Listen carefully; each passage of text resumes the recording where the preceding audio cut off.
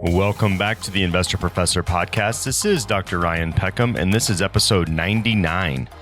On today's episode, we're going to discuss Chris Miller's book, Chip Wars, that discusses this kind of new age arms race, if you will, for technology, the chips that power everything that we have in our lives. And so we're going to go over this a little bit, highlight some of the companies that this directly impacts and how it could potentially impact your portfolio for many, many years to come. And so there's been some comparisons that chips are kind of the new oil in the new world economy. And so we'll discuss that. So get your mind right and let's get to work.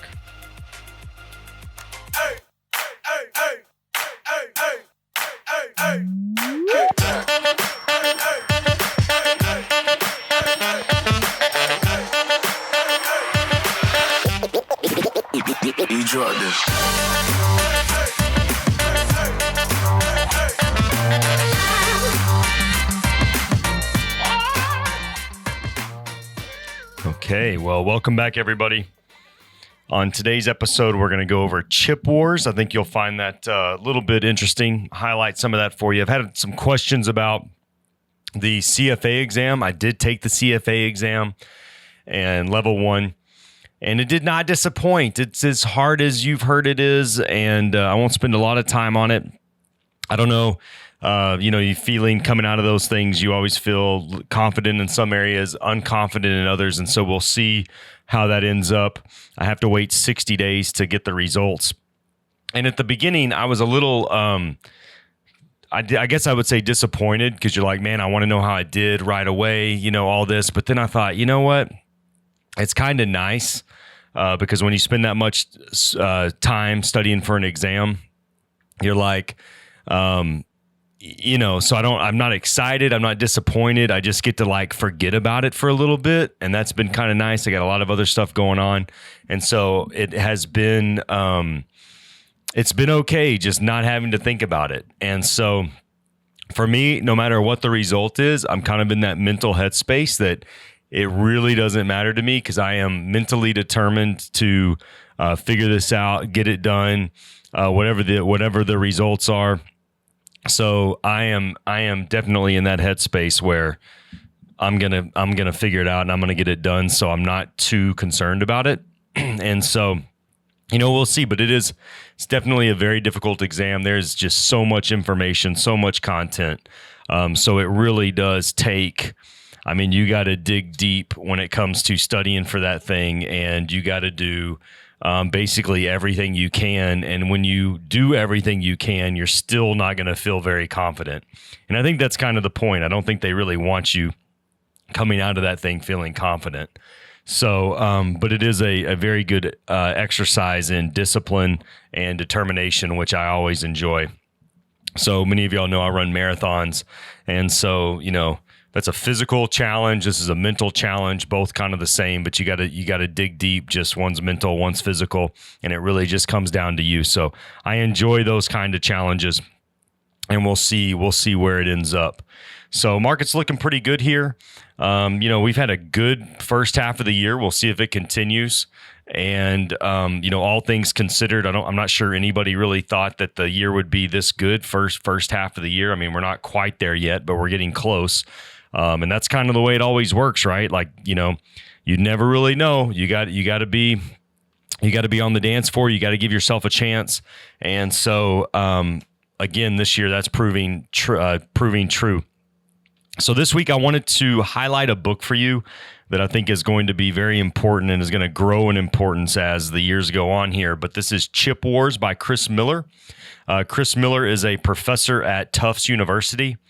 And I looked them up. I'm usually just kind of researching stuff. So some of their top alumni would be Jamie Dimon, who's the CEO for JP Morgan, and Rainn Wilson. Yes, that Rainn Wilson who played Dwight on The Office. So that's a pretty wide range there, right? Jamie Dimon to Rainn Wilson. And so when you look at this book, Chip Wars, you have to think about all the things in our world that are run by chips, microprocessors, computers, everything. And it just becomes more and more every single day. And so this book does a great job of highlighting what a pain point this is for the world. And when you look at who's going to be in power over the next 100 years, I mean, this is very central to it. So I kind of teased it in the beginning, but there's been comparisons that microchips, microprocessors, computer chips are going to be the new oil of kind of this new world. And when you think about, just how many things that take microchips and where they're actually produced, you can kind of see why people make that comparison. So, I mean, even your dishwasher takes chips. Even your toothbrush, if you have an electric toothbrush, takes chips. I mean, every single thing is going to be connected. And, you have to start thinking about, where does this stuff come from? So when you look at oil, you look at Saudi Arabia, they produce 10 to 15% of the world's oil. And then you look at a company like Taiwan Semiconductors in Taiwan, and they produce 90% of the most advanced chips in the world. And so, if you have an iPhone, if you have, some of the cutting edge technology that's out there, this is a big deal. So I wanted to highlight some of the major players that are in this space, just so you can start to be familiar with them. And then, of course, we'll show you how you can possibly invest in these, and and how you can start looking at these to add them to your portfolio. Because if you think about, well, one of the ways I like to think about things before I invest in it is, if I couldn't sell it for 10 to 20 years, would I still want to invest in it? Well, when you think about microprocessors and computer chips, do you think those are still going to be around in 10 to 20 years? And the answer, without even thinking about it, is yes. We're not going to become less technology dependent over the next couple of years. I mean, we're going to just become more and more dependent. And, this is something that all the governments around the world are working on. It's something that they're all thinking about. You look at some of the laws that have been passed in our country over the past couple of years, the CHIPS Act. I mean, all of this stuff is trying to, we got to be able to protect, and we got to be able to produce some of this stuff on our own soil. And so it definitely becomes very, very important. And you can tell if you just think back to when, COVID a couple of years ago, you look at a company like Ford, and you remember the stories, and we discussed them here, of all the trucks that they had already made. And they're sitting on sitting in a parking lot somewhere.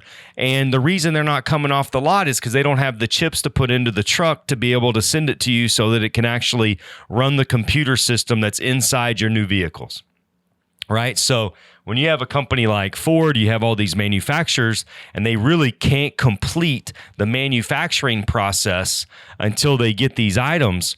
Well, I mean, that's a major pain point. And so that's why this whole, Russia, Ukraine, and then also China and Taiwan, and all these rumors about China eventually taking on Taiwan, it's really based on Taiwan Semiconductor. And, the ability to control the manufacture and have the possession of all these chips. And so this past week, China just banned Micron chips from China. Kind of a retaliatory action versus us banning some of their companies, right? And it's all about, are you spying on us? Are you collecting data? You've seen everything with TikTok, states banning TikTok, the government employees, banning government employees from having TikTok on their phone. Are other countries spying on us? I mean, it's basically a Jason Bourne movie times 10 with all of these countries. Are people spying? Are they using our data? Are they not using their data? I'm not smart enough to know the answer to this. I mean, I'm just, going off of what I'm reading and the research that I'm doing, but it is something that becomes, a very big piece of how to think about what our future is going to look like, but also the future of your portfolio, and how do you invest in these things, and how do you have it make an impact for you. So we look here, and you look at some of these that we've discussed. And I just brought one up, Taiwan Semiconductor. Again, 90% of advanced chips globally are produced by Taiwan Semiconductor. And so that is a massive number. You look at ASML, which ASML is a company that we have highlighted in the past. And they are the ones who actually make the machine that you have to use to produce these chips. And so ASML is based in the Netherlands, and they're the sole supplier of extreme ultraviolet lithography devices, right? The machines that are able to produce these extremely, extremely detailed and small chips. And so they're just such an important company to this whole infrastructure of being able to build these chips, around the globe. I mean, 5 years ago, in 2018, you could have bought them for $214. Now they're at $735 a share. They were $835 in 2021 when we were kind of at the height when NASDAQ was last at its peak. But it is a very, very important company for the global economy. NVIDIA, which has been in the headlines a lot lately. So you look at NVIDIA, and NVIDIA is kind of the leader in graphic chips. And they also did an amazing job with, their graphics chips, their gaming computers, but also when cryptocurrency was going crazy, everybody was using their chips to mine Bitcoin. And then here recently, they have the H100 chip that powers artificial intelligence. And they had their quarter was released a couple weeks ago, and the stock jumped 28% in one day. And to put that into perspective, they're worth $963 billion right now. So, they added almost $200 billion in a single day, which is 2 Intel companies combined. So NVIDIA is getting a lot of hype around these H100 chips. I mean, anytime they come out, they're selling them before they can even make them. The orders are just stacking up, and they're basically trying to make these chips as fast as possible. NVIDIA is one of those ones. If you would have put $10,000, invested $10,000 in NVIDIA 10 years ago, you'd have over $1 million today. But, that's hindsight is always 2020, and it's easy to look back and say, I wish I would have bought that one. But NVIDIA has been doing well for quite some time. They've really had a good last 5 years. I mean, in 2019, you still could have got them for $42 a share. And then their height back in 2021 was $326. So this is the first time they've gotten back above that kind of pre-inflation beatdown that we had last year. But their numbers are looking just extremely, extremely good. And because their numbers were so good, you're starting to see this impact of AI type companies everywhere. You're seeing tons of money flow into them over the last couple of weeks. And so you look and you go, well, where's the money coming from? Well, the money comes from the safer stocks, right? So you look at Coca-Cola, Johnson & Johnson, the safer Procter & Gamble, the safer companies of the world, and those have actually been down. And all these riskier tech companies have kind of been screaming up over the past couple of weeks. But NVIDIA, another very important company. AMD is right behind them. Another graphics company, motherboards. There's another company called Lam Research. Their symbol is LRCX. They do wafer fabrication, advanced memory devices that are used in tons and tons of different products. And then, locally here, I'm saying locally to Texas, there's Texas Instruments. Their symbol is TXN. Most people have heard of Texas Instruments. Most of us grew up with the T1 or T180 calculator that came out in 1990 and just like haunted our dreams as kids and teenagers when you're in algebra and algebra 2 and all those, right? So they make analog chips, enable processors, and really Texas Instruments is so instrumental because so many people that are at these other companies got their start at Texas Instruments. I mean, Texas Instruments has been around for a long time, a very important company. And so you look at these and you have to realize, this is going to really continue. There's an ETF. If you want to just hit the easy button, like you say, I want to invest in this space. I don't want to have to do any research on these companies. Well, there's an ETF, an iShares ETF. The name of it is SOX, iShares Semiconductor ETF. SOX with 2 X's. So SOXX, say that 5 times fast. SOXX, Geez, I tripped myself up. Is the symbol for that that ETF, and it's currently at 400 and let's say $88 right now, and it still has not hit. It's not back to its all-time high back in December of 2021 was 542. But if you go to that and you just look it up and you look at the top stocks that it owns, I mean, NVIDIA is number one. It makes up 9% of the entire fund. Texas Instruments is on there. AMD's on there. Micron's on there. Lam Research is on there. Broadcom's another one that's on there. Qualcomm, Intel is on there. And so, I mean, this is really just a basket of all these companies. So the one company that's not in there that you've heard me talk so much about is that Taiwan Semiconductor. So Taiwan Semiconductor, their symbol is TSM. And that stock is currently around $100. And it's not up that much. Last year at this time, it was at $94. It hit a low of 62. Boy, if you could go back and buy it at that price.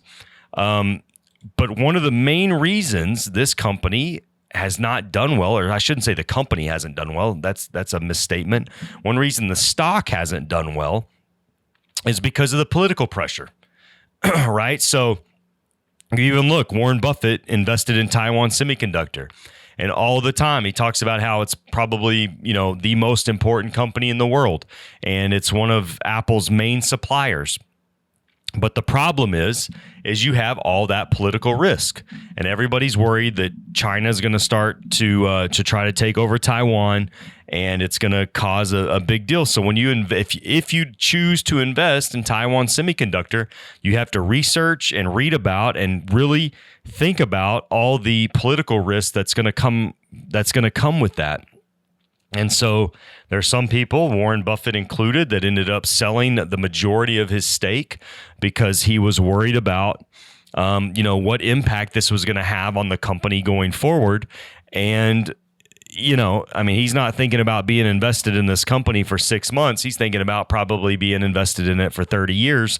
And so that makes it a little bit more difficult when you think about being invested in that. So what can America do to try to insulate ourselves or help ourselves out, seeing how we're importing so many of these computer chips from other places?